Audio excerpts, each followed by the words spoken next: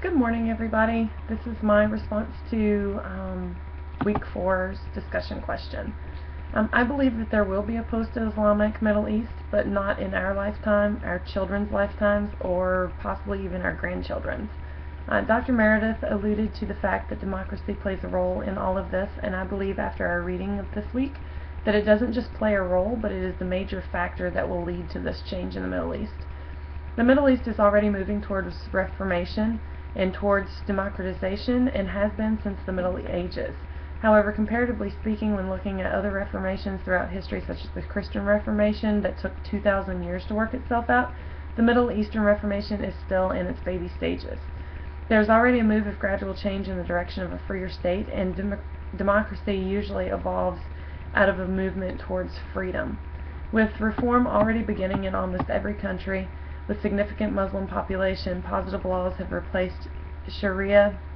Modern institutions such as nation-states, labor unions, modern bureaucracies, political parties, corporations, associations, educational systems, so forth and so on, have been accepted, and traditional institutions are now symbolic at best.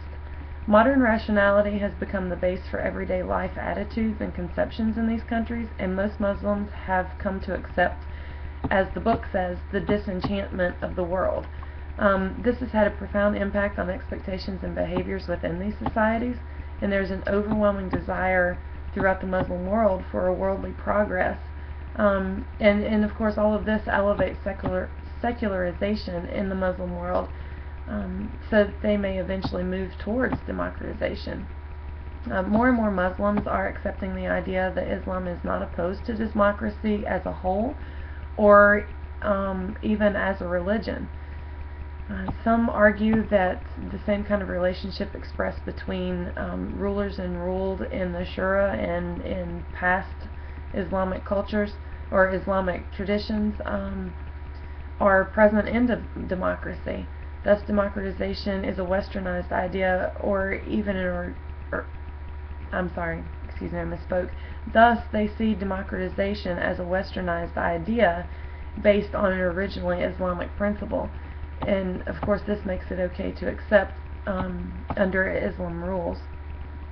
Democracy is commonly seen as the only alternative for peaceful, rational management of public affairs in a contemporary society, and without accepting and implementing democracy, at least in some form, the Middle East will be left behind or left in the proverbial dust of the rest of the modernized world.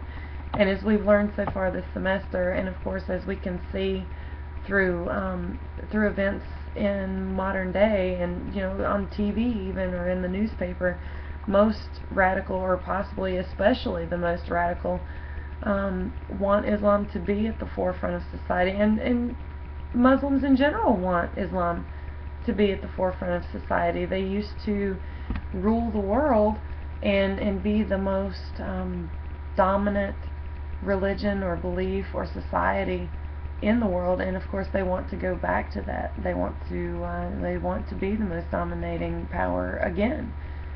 And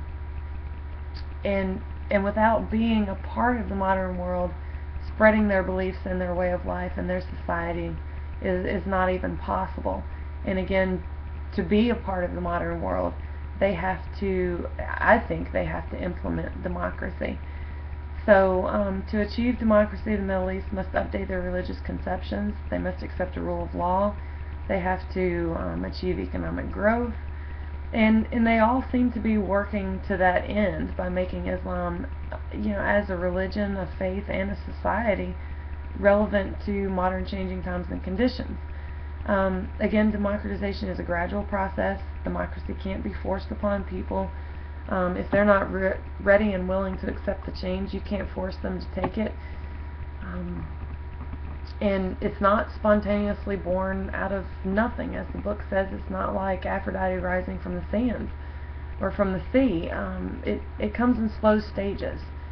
Present Muslim leaders are unlikely to lead to an immediate establishment of a workable democracy, but over time, in a long period of time, and several changes in regime, I think that Middle Eastern culture and countries will eventually evolve into democracy.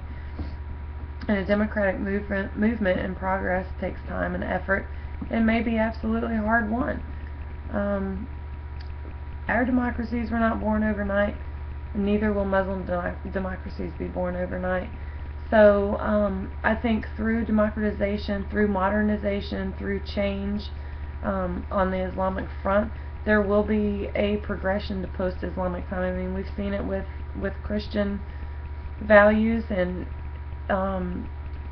Christian ideas in Europe and even in the United States. I mean, we have all, unfortunately, as countries, moved farther and farther away from our religious background and our religious roots. And I think that, excuse me, like I said, democracy is the major reason as to why we've moved away. And with Islam and the Muslim world moving towards democracy, I think they too will eventually be in a post-Islamic state, just as we are in a post-Christian state. Thank you for listening, and I look forward to your responses.